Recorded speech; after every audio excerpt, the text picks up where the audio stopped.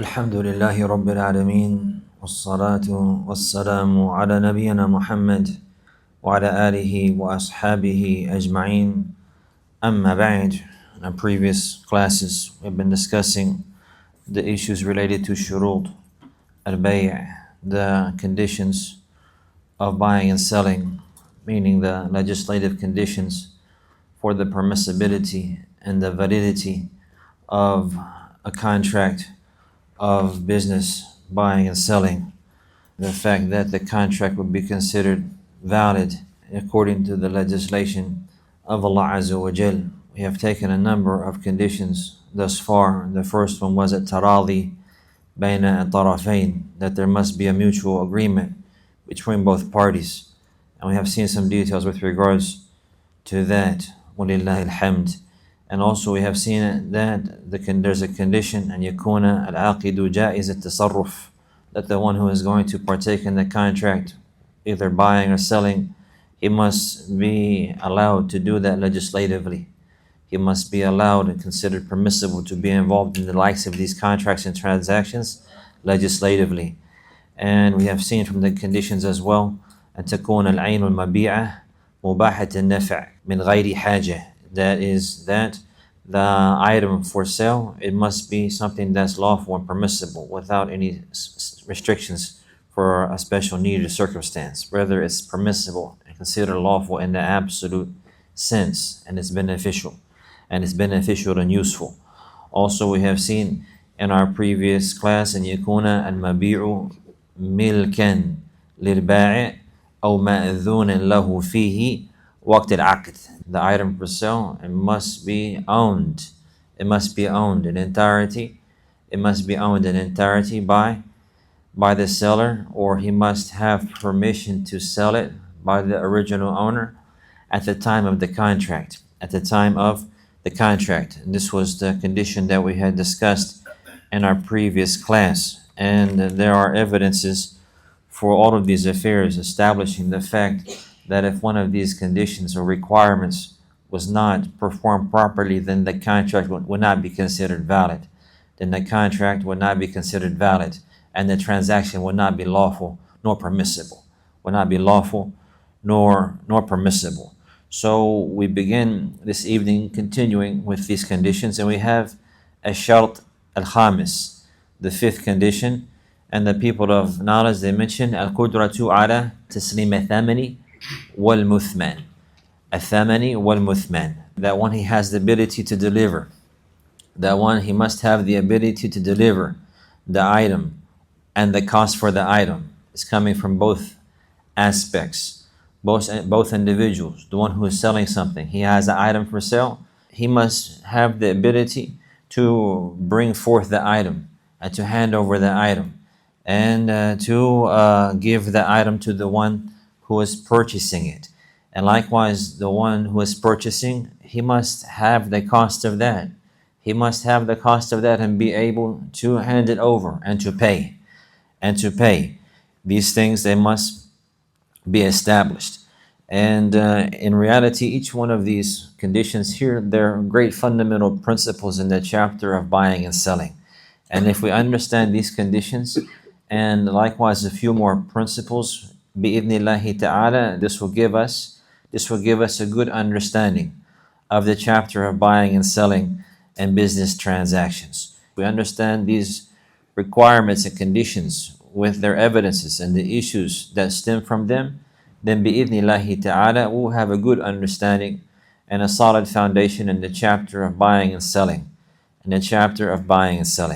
So here again, the condition is al-qudratu ala taslim al-thaman wal-muthman. Al-thaman wal-muthman. Al-qudratu ala taslim al-thamani wal-muthman. To have the ability to deliver and to hand over the item, and likewise the cost. And from here there's a great principle, and it has been collected by Al-Imam Muslim from the hadith of Abi Hurairah radiyallahu anhu, أن النبي صلى الله عليه وسلم نهى عن بيع الغرر. That the Prophet sallallahu alaihi wasallam, he forbade the transaction known as al-gharar. نهى النبي صلى الله عليه وسلم عن بيع الغرر. The Prophet صلى الله عليه وسلم, he forbade the transaction of al-gharar. The word gharar, it means something that's unknown or ambiguous, or it has the meaning of something being unknown or ambiguous, or taking great risks. Taking great risks. This is the linguistic meaning. But the people of knowledge, they mention the principle to understand. ضابط الغرر هو ما فيه جهالة أو مخاطرة. وما فيه جهالة أو مخاطرة. ضابط الغرر هو ما فيه جهالة أو مخاطرة. So the principle to understand what is al-gharar in this chapter here, it's involved with something that's unknown. This is jahala. The price is unknown, the cost is unknown, the time is unknown, or the item is unknown, the description is unknown. And inshallah, we discuss these affairs.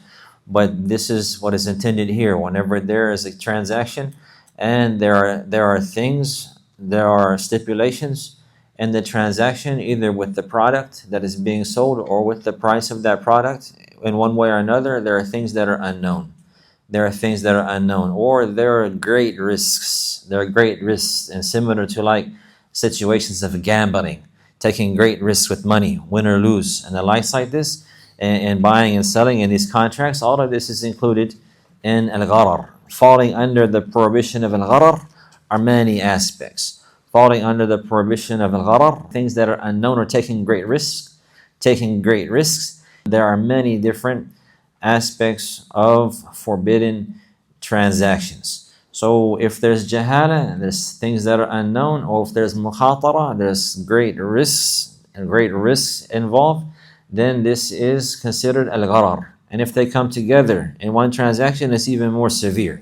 It's even more severe. If something is unknown and likewise along with that there's great risks as well, then all of this is considered bay' al-gharar. وَنَهَى النَّبِي صلى الله عليه وسلم عن بيع الغرر. That which will help us understand this issue is what has been collected by Al-Bayhaqi from the narration of Abdullah ibn Mas'ud رضي الله عنه موقوفا عليه.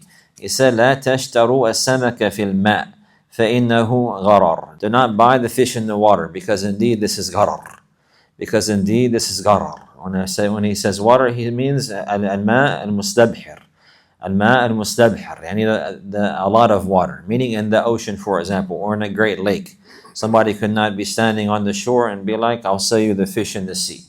I'll sell you this fish in the sea. Even if he said it's this type and this type and this type, it's in the ocean. He doesn't have it in his hand. It's not in his possession. He's going to go hunt for it. He's going to go fish for it. He's going to go fish for it. So this is not allowed, because this is a type of gharar. It's not something that is known when he will bring it, if he will bring it, and the likes like this. And there's great chances here. So this is not lawful. This is not lawful because of the unknown outcome and the unknown of the reality of that. Maybe it's a big fish, maybe it's a small fish, maybe it weighs this much, maybe it weighs that much, maybe it's this type, maybe it's that type, so on and so forth. All of these factors are unknown. So therefore, this is unlawful and it's considered gharar. It has been mentioned by Ibn Qayyim, rahimahullah ta'ala, a brief definition which is very beneficial to understand the issue of al-gharar. And he said, rahimahullah, al-gharar ما لم يعلم حصوله ولا يقدر على تسليمه أو لا تعرف حقيقته ومقداره. ما لم يعلم حصوله أو لا يقدر على تسليمه أو لا تعرف حقيقته ومقداره. So al-gharar, he says, is that it is something that is not known if it's able to be even obtained. It's not known. It's unknown. Will a person even be able to have it in his possession or not? Will a person really be able to have it in his possession or not? This is something that's not known. It's not established. Or someone, it's not possible for him to hand it over. It's not possible for him to hand it over. Or is something that its true reality or measurements are not known.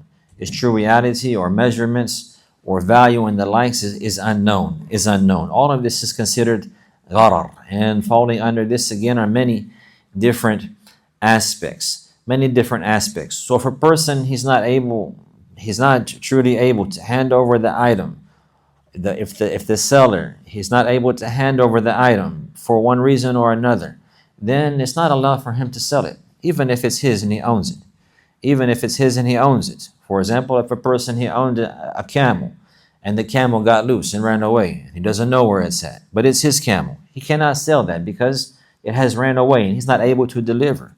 He's not able to deliver. And likewise, the one who's going to sell a lost camel, he's going to sell that for much cheaper than the normal price. And only a gambler is going to buy it. Somebody is going to take a chance. And he's somebody, maybe he has the ability to track animals, but maybe he'll get it, maybe he will not. So the price will be cheaper. The outcome is unknown. Maybe he will obtain it, maybe he will not obtain it.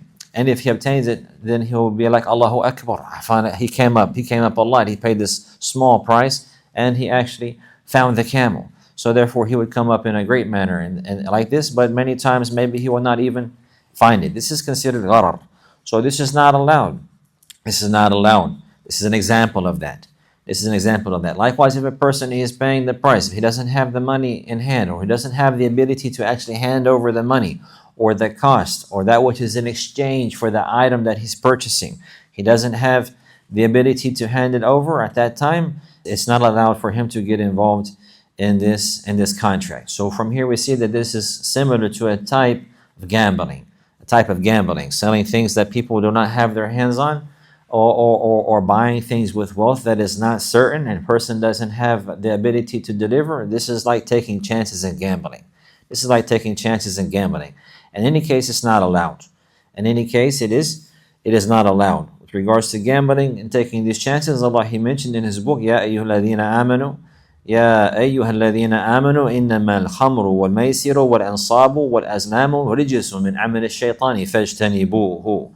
All you who believe, indeed, alcohol and gambling and the ansab and the aslam. The aslam is the arrows drawing lots and the likes like this. This is all impurities and evils from the deeds of a shaitan. Therefore, you must avoid it. So the maysir is the qimar, the gambling. These are from the deeds of the devil, waliyadhu billah, and things that we're ordered to avoid. So to sell something somebody is not able to deliver, this is taking a gamble. And again, many times a person is going to sell something like this, he'll sell it for a cheaper price. And the only one who advances upon that is somebody who's taking a gamble, taking a risk, a great risk. Maybe he will get it, maybe he will not. Maybe he will get it, maybe he will not. So all of this is forbidden. And the evidence for that is that the Prophet sallallahu alaihi wasallam naha an al-gharar. The Prophet sallallahu alaihi wasallam, he forbade the transactions of al-gharar, where there are ambiguities, or there are things that are unknown or not certain, or there are things that involve great risks, and the likes like this, then this is all considered gharar and not allowed. Also, from the great principles of buying and selling is that the transactions that generally or most of the time lead to disputes, the type of transactions that generally or most of the time lead to disputes, also these transactions are forbidden. We'll find that many of the forbidden transactions, the reason that they are forbidden is because many times they lead to disputes. And from that, this issue here of selling or buying something that one does not have the ability to actually deliver. Many times this will lead to disputes, and disputing leads to animosity and hatred, which leads to dissension in the ranks. From the fundamental principles of the religion is that the believers, they should be united. And they should be brothers upon the deen of Allah Azza wa Jal, united upon the truth, upon the tawheed of Allah and the sunnah of the Prophet sallallahu alaihi wasallam, loving each other for the sake of Allah, not hating each other and despising each other, and united together and cooperating together upon piety and righteousness, and not turning their backs on each other. And these business transactions like this, they lead to that principle being violated. So therefore, this is also from the aspects of why it is forbidden, From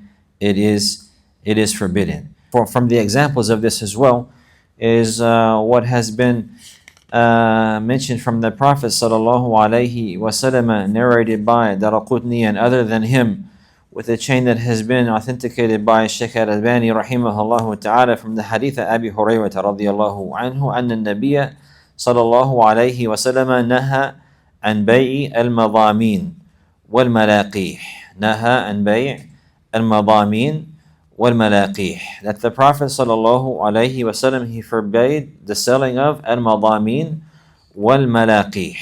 Al-madamin wal-malaqih.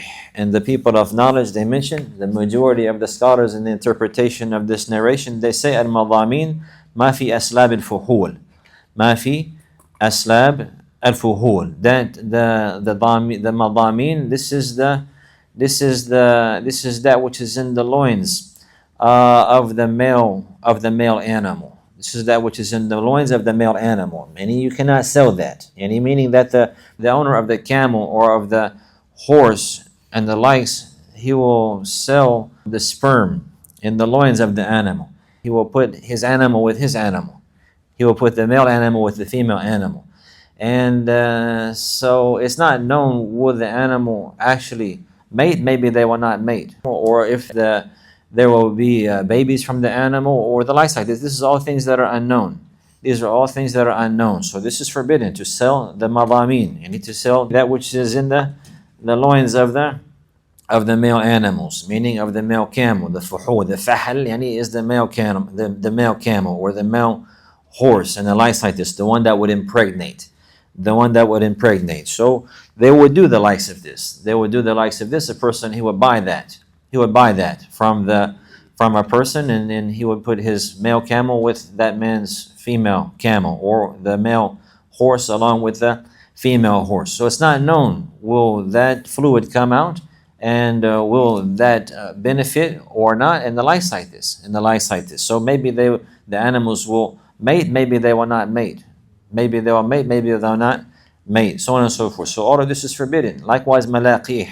Al-malaqih, the people of knowledge, they mention ma fi butuni min al-ajinna. And he's selling the baby animal in the womb, the fetus in the womb of another animal. This is not allowed. Likewise, the Prophet sallallahu alaihi wasallam, he forbade this as well. And maybe there's a camel or a horse, or maybe there is a sheep or a cow, and it's pregnant, and this is known. So the animal that's in the womb, it's not allowed to sell that, because maybe it will be born alive, or maybe it will be born dead, maybe it will be deficient, maybe it will weigh this much, maybe it will weigh that much. All of these things are unknown, and this is a risk. And all of this is from the aspects of al-gharar. That is not permissible. So these are examples of these affairs. So these are examples of these affairs. The next conditions as well, they're all related to the issue of al-gharar. So the fifth one was that a person must have the ability to deliver the item, and likewise the cost of that. And if he's not able to, one or the other, then it's not allowed, and the transaction is not valid nor permissible. So after that, we have the sixth condition.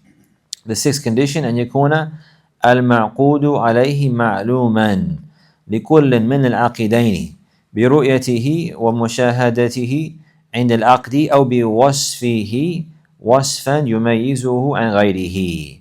وصفا يميزه عن غيره. So the sixth condition is that the item that is for sale, it must be known to the buyer and the seller. It must be known to the buyer and the seller by seeing it and looking at it.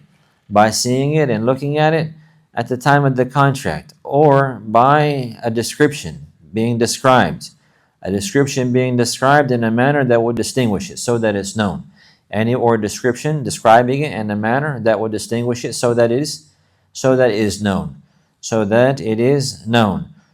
this is the sixth condition. The seventh condition is أن يكون الثمن معلوما بتحديد سعر السلعة المبيعة ومعرفة قيمتها. And the seventh condition is that the price is known likewise. The price is known likewise by setting the price of the item for sale and knowing its value. So the sixth and the seventh is with regards to the item and the cost of the item, these affairs, they must be known. These affairs, they must be known. As for the item that's for sale, it must be known, it must be seen, or it must be described in a manner that will clarify its reality and distinguish it. That will clarify its reality and distinguish it. And likewise, the price, it must be known. The price, it must be known. So to know something is by knowing the amount of it. To know the amount of it. You must know the amount of the price or the amount of the thing for sale. If it's something that can be weighed, you must weigh it. If it's something that can be counted, it must be counted. If it's something that has a specific model, it must be known. All of these affairs with regards to the item for sale, it must be known. Either seen, if it's something that one will look at, he must see it. Or if it's something that is heard, he must listen to it. Or if it's something that is smelled, he must smell it. These issues, they must be known. These issues, they must be known. Or if it's tasted, he must taste it. Something that you touch, you must touch. It must be touched. And he must know the reality of this affair. Or it must be known by a description. Or it must be known by a description. The description, it will be described in a manner that will remove any ambiguities, so that there's no gharar, and he knows what it is. He tells him the model of the car, the year of the car, how many miles is on the car, how many owners that it's had, the likes like this. If he can't see it himself and look at this information himself, then the information will be provided for him. So therefore he can make a decision, does he want to purchase it for this amount upon knowledge. As for if somebody were to say, I'll sell you a car for $5,000, okay, here you go. This is not allowed. He doesn't even know what kind of car it is. Maybe it's a Pinto. You remember that? You remember that? Allahumma musta'an. You don't know what kind of car it is, right? Maybe it's an old car, maybe it's a new car, maybe it's broke down. You can't say to somebody, I'll sell you a car for $5,000. They say, okay, I'll sell you a car, $500. Okay. No, you have to know what kind of car it is. You can't just mention like this in a vague sense. Rather, it must be clarified. I'll sell you the car, you can see it right now. Then if he goes, looks at it, he says, okay, I'll take it for that price.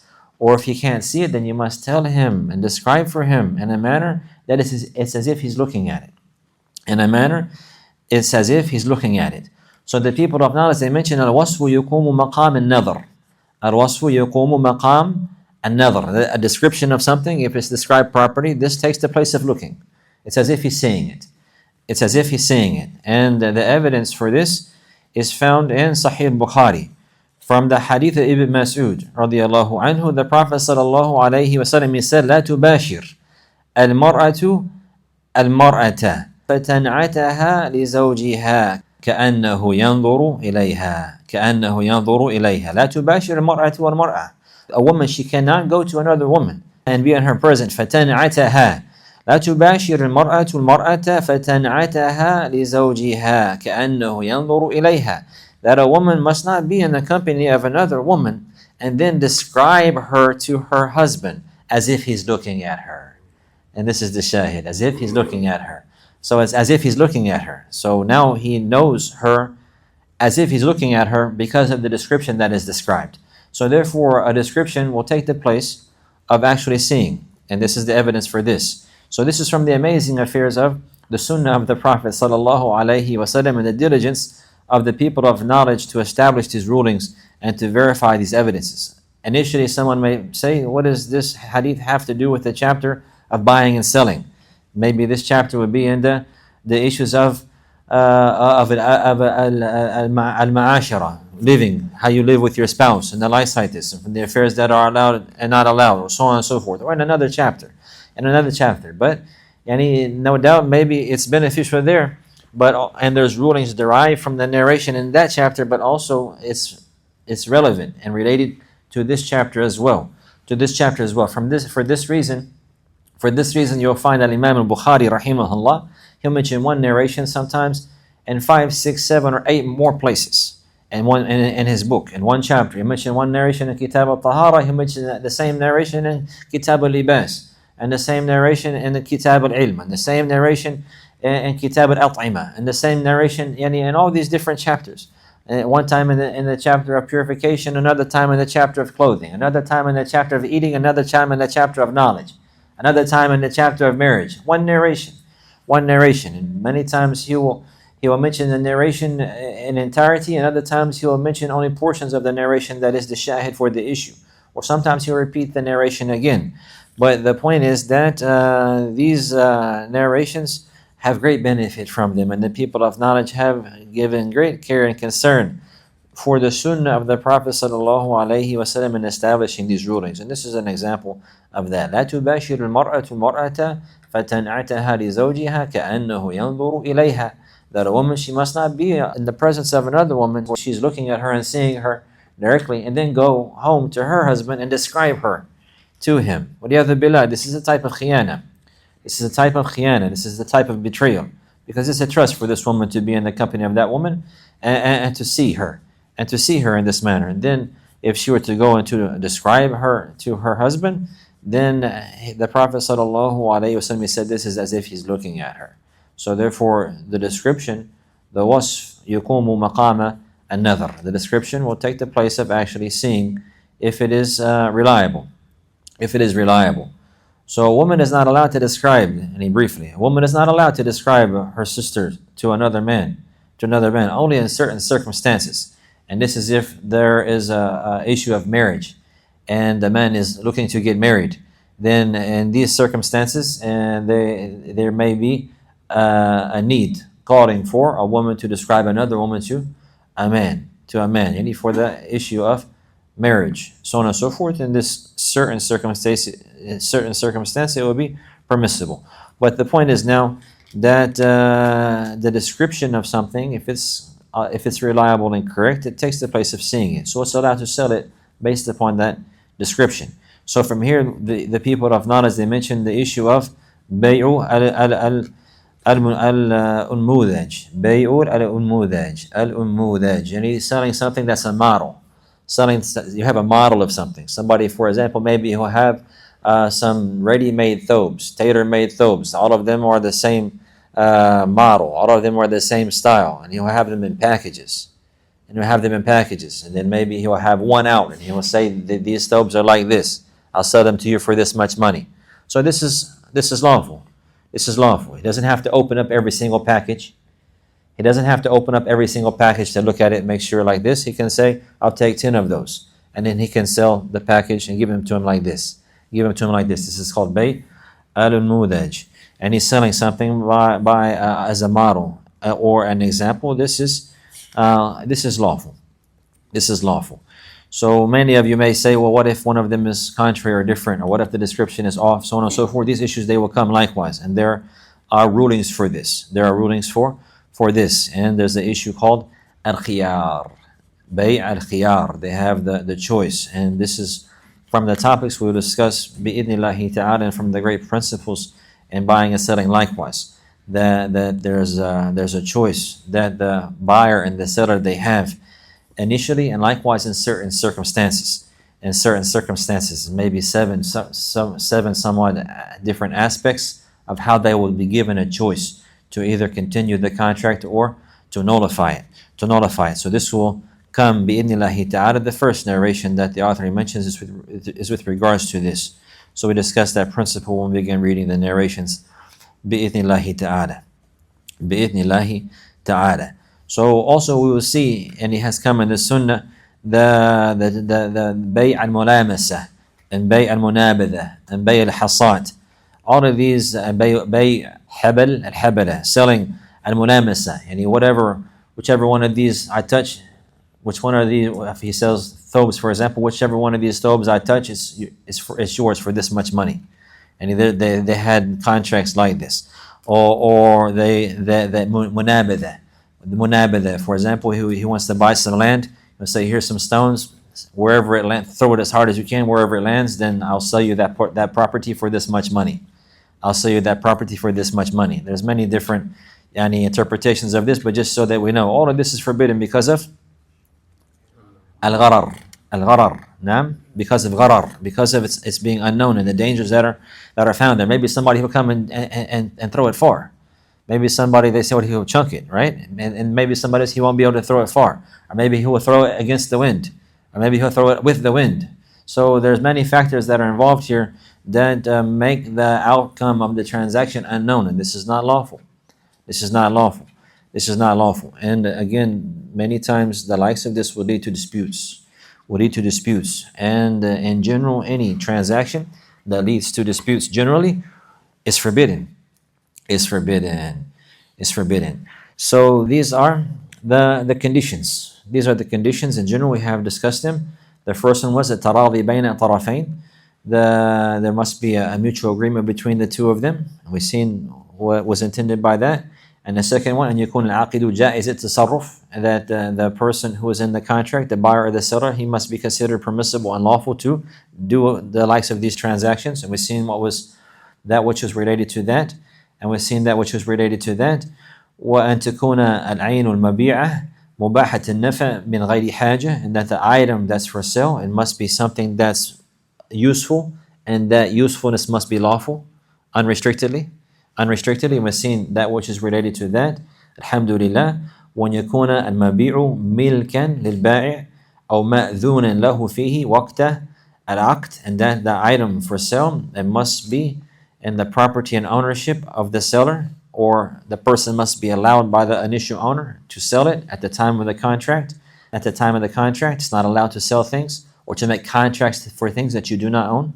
It's not allowed to sell things or to make contracts for things that you do not own. And again, many times this leads to disputes. Many times this leads to disputes. So in any case, this is forbidden. And likewise, القدرة على تسليم الثمن والمثمن. Person, he must have the ability to deliver the item and the cost. And also أن يكون المعقود عليه معلوما وكذلك الثمن.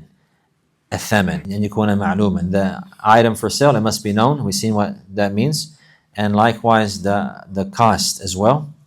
It must be known. The cost or the price, it must be known. It must be set.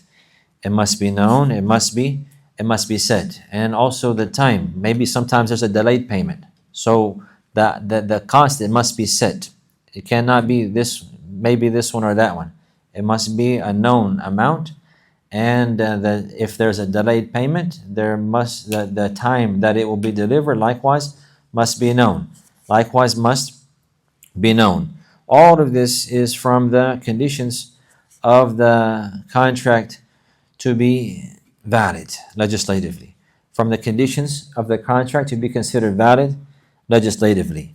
So before moving on to the reading of the narrations, we have a few more principles to study that are beneficial in the chapter of buying and selling. We have a few more principles to study with regards to the chapter of buying and selling. من قواعد البيوع, from the principles of al-buyu'. We have taken a number of them which are from the conditions. And some of the principles in buyu', they're actually conditions for the contract to be valid. But also there are other principles as well. From that, al-aslu man'u ma yu'addi ila an-niza' fil buyu'. The fundamental principle and the chapter of buying and selling is that anything that leads to disputes in general is prohibited. It is prohibited. The general evidence for this are the many ayat and a hadith establishing the principle of the obligation of being united, having love and harmony in the ranks of the believers, and not being divided, and not having animosity and enmity towards each other.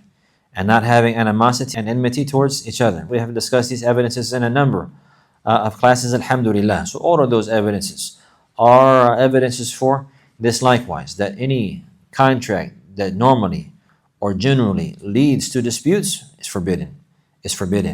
And likewise, that which is specific evidences for this affair are the prohibited transactions.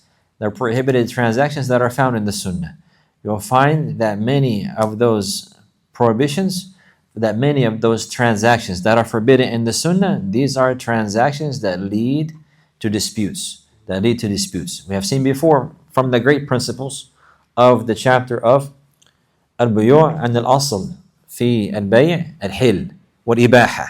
The fundamental principle in buying and selling is that it's lawful and permissible.